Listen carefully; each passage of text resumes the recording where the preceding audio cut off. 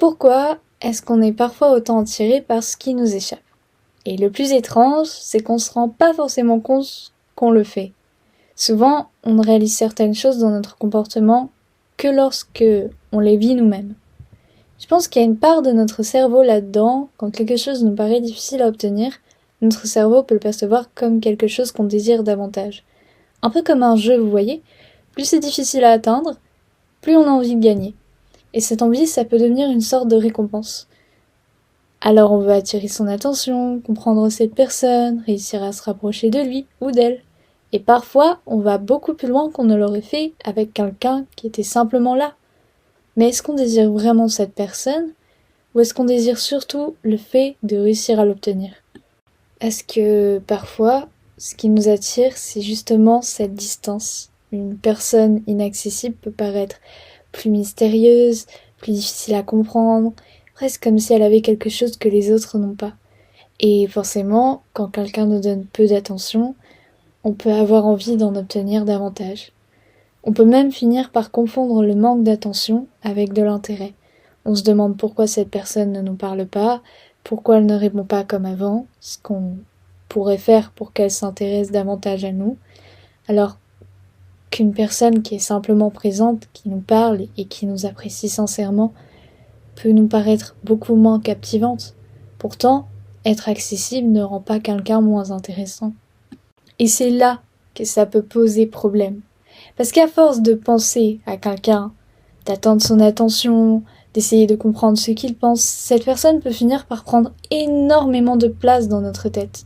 On lui donne notre temps, notre énergie, notre attention, parfois sans même recevoir la même chose en retour. Et pendant ce temps-là, tout ce qui se passe autour peut devenir secondaire. On peut moins répondre aux personnes qui nous parlent, moins faire attention à celles qui essaient réellement de nous connaître, ou simplement être moins présente pour il ou pour elle. Et c'est ça qui est assez paradoxal. On peut donner énormément d'importance à quelqu'un qui n'en donne peut-être pas autant, à notre relation, tout en passant à côté de personnes qui, elles, sont sincèrement là pour nous. Personnellement, c'est quelque chose que j'ai vécu avec des garçons que j'ai rencontrés sur une application dont je vous parlerai justement dans une prochaine vidéo. Au début, ils étaient vraiment sympas. On discutait, on apprenait à se connaître, et puis avec le temps, certains sont devenus beaucoup plus distants. Et paradoxalement, je crois que c'est là que je leur accordais encore plus d'attention. Quand quelqu'un devient difficile à atteindre, tu peux avoir envie de comprendre pourquoi. Tu peux chercher à retrouver l'attention que tu avais avant, ou simplement te demander ce que tu as fait de mal. J'ai notamment vécu une situation où je pensais qu'une personne avait simplement disparu de ma vie parce qu'elle ne voulait plus me parler. Finalement, j'ai appris que son compte avait été supprimé et qu'elle utilisait presque plus l'endroit où on pouvait se parler. Mais au-delà de ce qui s'était réellement passé, cette situation m'a surtout fait réfléchir à la place que j'avais donnée à cette personne. Parce qu'au fond, je lui ai accordé énormément d'attention. Mais quand je vous dis énormément d'attention, c'est énormément d'attention. Alors que cette relation n'avait finalement pas autant de place pour lui. Et c'est là que j'ai compris qu'on peut parfois être tellement concentré sur quelqu'un qui nous échappe qu'on en oublie complètement les personnes qui sont réellement sincères et présentes pour nous. Mais il y a aussi l'inverse. C'est pas parce que quelqu'un est disponible, gentil ou veut devenir notre ami qu'on doit forcément lui dire oui. J'ai aussi vécu une situation où quelqu'un voulait très rapidement devenir mon ami et j'ai préféré prendre mes distances. Pas parce que cette personne était forcément mauvaise, ni parce qu'elle ne correspondait pas à certains critères. Simplement parce que je ne le connaissais pas suffisamment et je me sentais pas encore en confiance. Et je pense que c'est important de le comprendre. Dire oui à une amitié, ce n'est pas simplement être gentil. C'est accepter de laisser quelqu'un entrer dans notre vie. De lui donner du temps, de l'attention et une certaine place. C'est prendre la responsabilité d'être là pour une personne en lui promettant d'être là alors qu'on n'est même pas sûr qu'on sera là.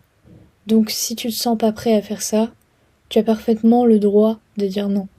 Ne pas courir après l'inaccessible ne veut pas dire accepter n'importe qui dans notre vie. Quelque chose qu'on oublie facilement, je trouve, quand on ne connaît pas vraiment quelqu'un, on peut finir par lui attribuer des qualités qu'on aimerait retrouver chez lui ou chez elle, On imagine ses intentions, sa personnalité, ce qu'il pourrait nous apporter, alors qu'en réalité on ne possède qu'une petite partie de l'histoire.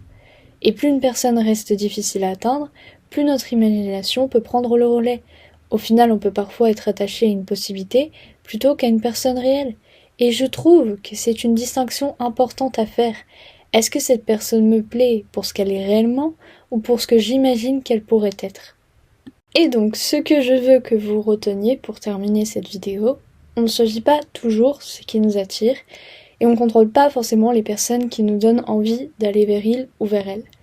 Mais on peut choisir ce qu'on fait de cette attirance. Alors peut-être que la prochaine fois que quelqu'un vous obsède simplement parce que vous n'arrivez pas à l'atteindre, posez-vous quelques secondes et posez-vous une question toute simple.